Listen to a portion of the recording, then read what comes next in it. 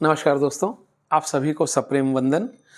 दोस्तों, आजकल ठंड बहुत पड़ रही है और ठंड में ही हार्ट अटैक और पैरालिसिस अर्थात लकवा के पेशेंट ज़्यादा आते हैं। आप जानते हैं क्यों?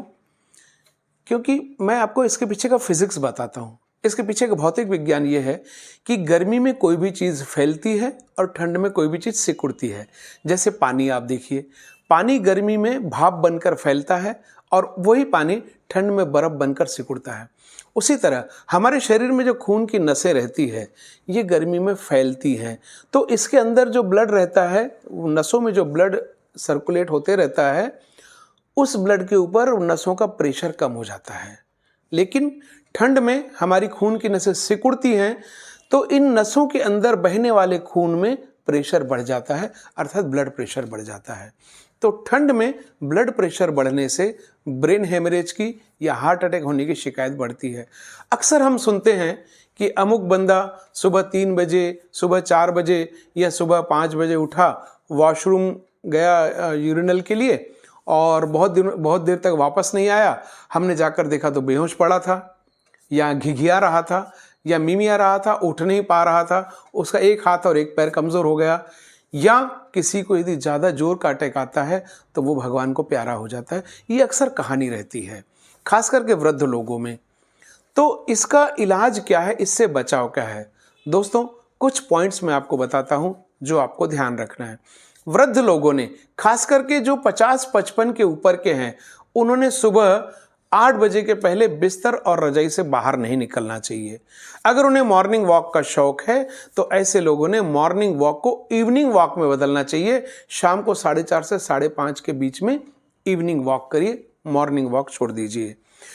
जिस व्यक्ति को ब्लड प्रेशर की दवा चालू है, उसने रेगुलर ब्लड प्रेशर की दवा लेनी चाहिए।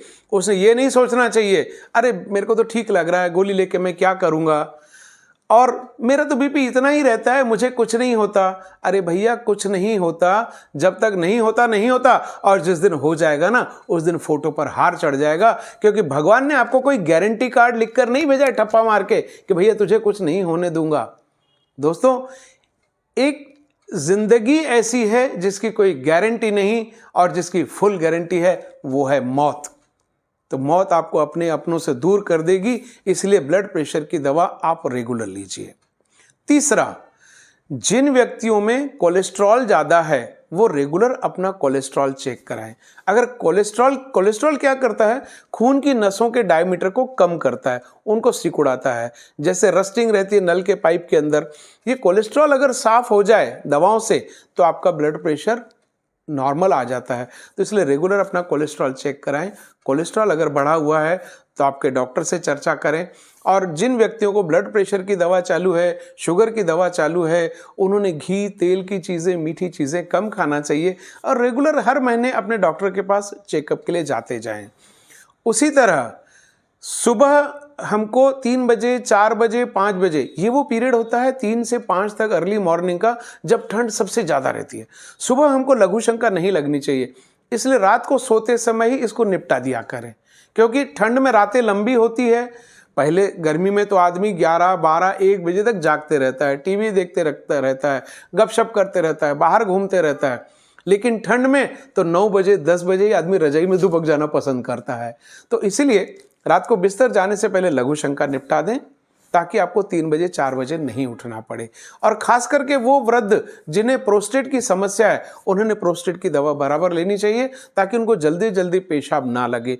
तो ये कुछ मैंने आपको सावधानियां बताई हैं, फिर से दोहराता हूँ। नंबर 1, वृद्ध लोगों ने सुबह 8 बजे के पहले अपने रजाई नहीं छोड़नी चाहिए। जिनको मॉर्निंग वॉक का शौक है, उन्होंने ठंड काल में मॉर्निंग वॉक के बदले शाम को 4:30 से 5:30 के बीच में अपना वॉक करना चाहिए। तीसरा, जिनको ब्लड प्रेशर की दवा चालू है, उन्होंने बिना नागा ब्लड प्रेशर की दवा लेनी चाहिए और ठंडे प्रदेशों की यात्रा से बचना चाहिए। खास करके जो नॉर्थ इंडिया के जो भ्रमण क्षेत्र है, चाहे कुल्लू है, चाहे मनाली है, चाहे कोई तीर्थ स्थान है, भगवान के लिए भी वहाँ जाना आपकी सेहत के लिए ठंड काल में हानिकारक हो सकता है।